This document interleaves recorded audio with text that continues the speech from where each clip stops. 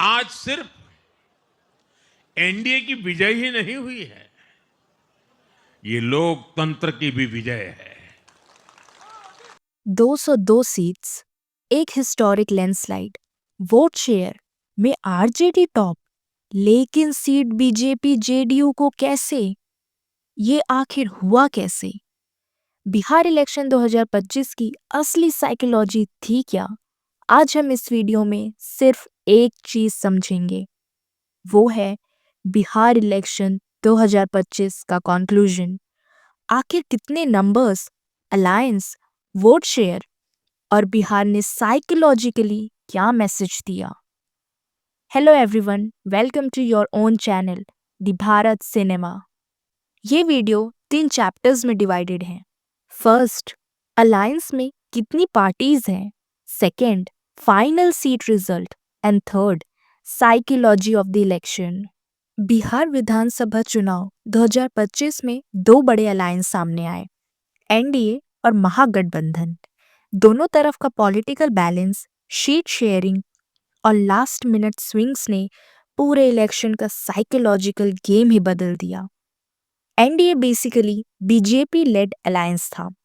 2025 के इलेक्शन में इस अलायंस में ये मेजर पार्टीज थी: Bharatiya Janata party BJP, Janata Dal United JDU, इसका नेतृत्व नीतीश कुमार कर रहे थे; लोक जनशक्ति पार्टी एलजेपी, इसका नेतृत्व चिराग पासवान कर रहे थे। नेक्स्ट, हिंदुस्तानी अवाम मोर्चा और राष्ट्रीय लोक मोर्चा। ये अलायंस काफी स्ट्रक्चर्ड था, कास्ट इक्वेशन का ध्यान रखा गया था और बीजेपी का वोट ट्रांसफर मैकेनिज्म इस बार काफी स्ट्रांग रहा। अब बात करते हैं दूसरे अलायंस की, वो था महागठबंधन। महागठबंधन अपोजिशन अलायंस था जिसका लेड आरजेडी के पास था। नेशनल लेवल पर इसे इंडिया ब्लॉक का हिस्सा भी माना गया। इसमें ये मेजर पार्टी शामिल थी: राष्ट्रीय जनता दल आरजेडी, जिसका नेतृत्व तेजस्वी यादव कर रहे थे; इंडियन नेशनल कांग्रेस आईएनसी, और बाकी पार्टीज इसमें शामिल हैं वो है CPI Marxism plus liberation, CPI Marxism. अब आते हैं सेकेंड चैप्टर में, यानी कि फाइनल सीट रिजल्ट। बिहार में टोटल 243 सीट्स हैं, जिसमें से एनडीए ने 202 सीट्स जीती और महागठबंधन ने 35 सीट जीती।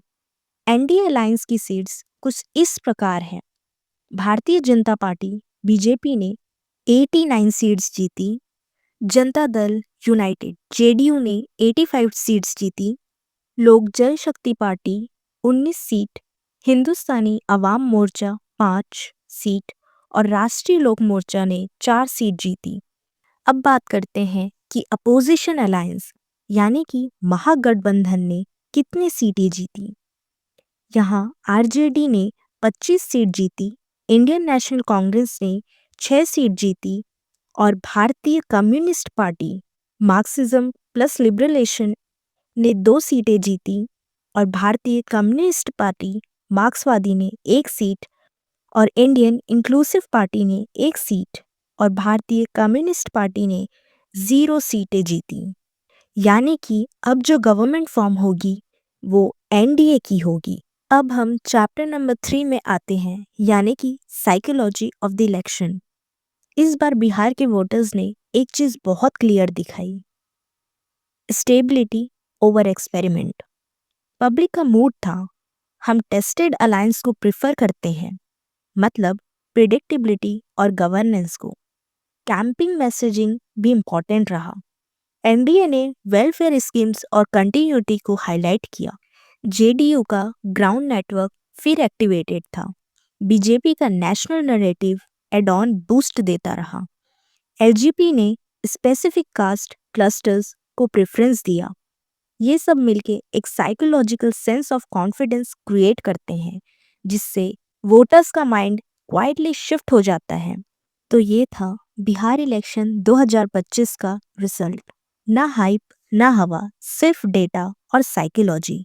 एनडीए ने एक हिस्ट्री बनाई है और आरजेडी ने वोट शेयर में अपनी प्रेजेंस फिर प्रूफ की है। बिहार का मूड सिंपल था, हम लॉन्ग टर्म स्टेबिलिटी चाहते हैं। ये इलेक्शन एक मैसेज देता है, वोट शेयर पावरफुल होता है, पर सीट शेयर सिस्टम समझना और भी ज़रूरी है। Thank you so much everyone.